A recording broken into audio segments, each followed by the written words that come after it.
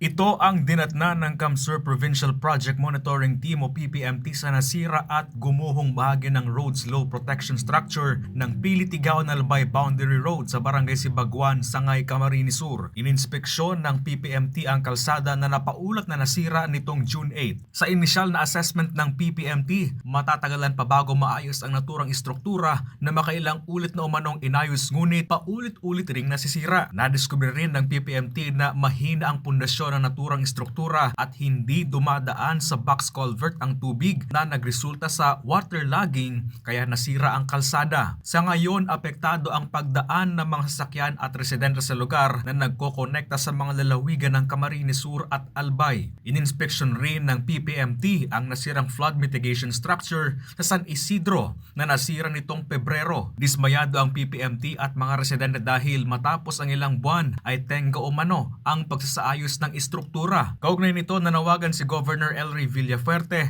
sa mismong District Engineer ng DPWH 4th District Engineering Office na magbitiw na sa pwesto dahil sa mga questionableng nasirang istruktura sa partido. Magbitiw na siya sa pwesto dahil nakakahiya na po nangyayari sa Partido District. No? Ang daming nagigibang kalsada, flood control.